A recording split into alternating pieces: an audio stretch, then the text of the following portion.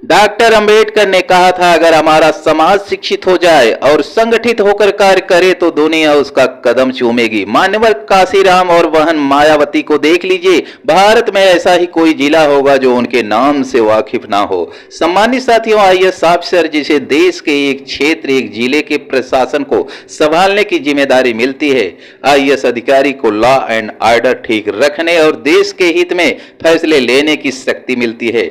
आज हम बात करेंगे दलित समाज से कितने डीएम बनकर अपना और अपने समाज का और अपने देश का नाम रोशन कर रहे हैं। डीएम का मतलब जिला मजिस्ट्रेट, भारतीय प्रशासनिक सेवा आईएएस का एक अधिकारी होता है। वह पूरे जिले का सबसे वरिष्ठ कार्यकारी मजिस्ट्रेट और प्रमुख प्रभारी होता है। इनका कार्य कानून व्यवस्था बनाए रखना, पुलिस बल को निर्देश देना, जेलों का प्रशासन देखना, विकास कार्यों की निगरानी करना और सरकारी योजनाओं पर ध्यान रखना इनकी जिम्मेदारी होती है।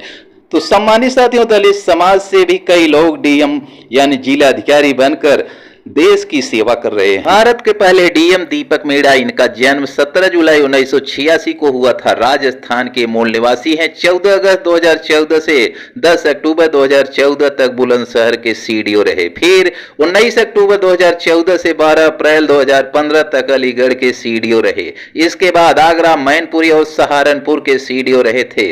26 अप्रैल 2017 को श्रावस्ती जिले के पहली बार डीएम बने और 8 जून 2019 को सिद्धार्थ नगर के डीएम बने।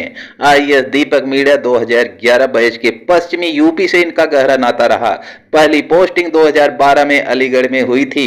सिद्धार्थ नगर के डीएम रहे। दीपक मीणा मेरठ के 60वें जिलाधिकारी हैं वर्तमान में। देश के दूसरे डीएम श्री रविंद्र कुमार 2011 बैच के आईएएस अधिकारी हैं। अतीत में इन्होंने सिक्किम और उत्तर प्रदेश उपमंडल मजिस्ट्रेट, अपर जिला मजिस्ट्रेट, एडीएम विभिन्न पदों पर काम किया है। 2017 से 14 जून 2019 तक वे सचिवालय में रहे।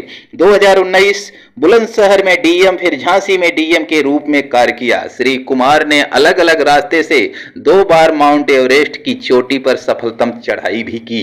रविंद्र कुमार का जन्म बिहार के बेगूसराय जिले में एक किसान परिवार में हुआ। 1981 में इनका जन्म हुआ था। देश के पहले आईएएस अधिकारी हैं जिन्होंने माउंट एवरेस्ट पर 2 बार तिरंगा लहराया है और 2021 से रामपुर के जिलाधिकारी हैं। देश के तीसरे डीएम अरुण कुमार 2012 बैच के आईएएस अफसर हैं। ये जनपद बरेली के निवासी हैं और ट्रेनिंग के बाद बाराबंकी और लखनऊ में मजिस्ट्रेट के रूप में अपनी सेवाएं दे चुके हैं। इसके पहले वे मुख्य विकास अधिकारी कानपुर नगर का भी दायित्व संभाल चुके हैं और सचिव के रूप में अरुण कुमार जी लंबी सेवाएं देने के बाद अरुण कुमार मुरादाबाद विकास प्राधिकरण के उपाध्यक्ष भी रहे।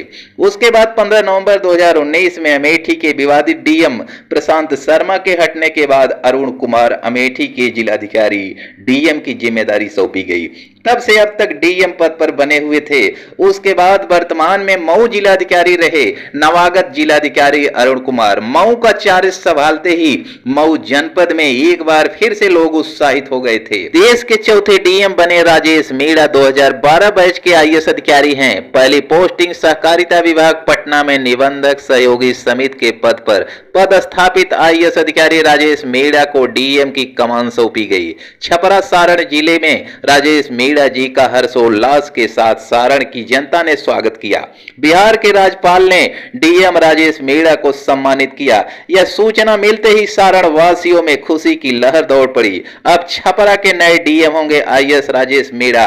इनके स्वागत में जनता राह देख रही है। देश की 5वीं डीएम बनी आईएएस टीना डावी। इनका जन्म 9 नवंबर 1993 को भोपाल में जन्मी आईएएस टीना डावी फर्स्ट रैंक के साथ 2015 बैच की यूपीएससी परीक्षा पास की और 2 साल की ट्रेनिंग के बाद आईएएस अफसर बनी और इस समय वो राजस्थान के जैसलमेर जिले की कलेक्टर के रूप में अपनी सेवाएं दे रही थी। आपको बता दें कि आईएएस टीना डावी ने काफी लंबे समय से मातृत्व अवकाश पर थी, जिसके बाद उन्होंने बेटे को जन्म दिया। वहीं अब उन्हें सरकार ने नई पोस्टिंग ईजीएस आयुक्त पर नियुक्त किया है। केंद्र सरकार की राष्ट्रीय रोजगार गारंटी योजना की राज्य में उसकी देखरेख का पूरा जिम्मा ईजीएस आयुक्त के पास ही होता है।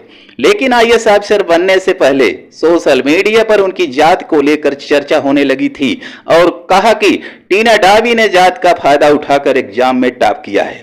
वहीं मुंबई के बाबा Saheb Ambedkar research and training institute ने टीना को उनकी उपलब्धि के लिए सम्मानित किया था। तब इस मौके पर टीना डावी ने कहा कि आज मैं जो कुछ भी हूं वो सब अंबेडकर की देन है। बाबा साहब के संघर्षों से मुझे लगातार प्रेरणा मिलती रही। टीना डावी ने कहा, भारत की असलियत बदलने में अभी काफी समय लगेगा। हमें सिस्टम और संविधान पर भरोसा रखना चाहिए जो पिछड़े को अधिकार देती है। भारत में एससी, एसटी, ओबीसी समाज अब हर जगह आगे हैं। हमारे देश में ऐसे ही कई गुमनाम अधिकारी हैं जिन्हें हम लोग नहीं जानते। तो सम्मानित साथियों, आपका क्या कहना है? फिर मिलते हैं अगले वीडियो में। तब तक के लिए धन्यवाद। जय भीम, जय संविधान।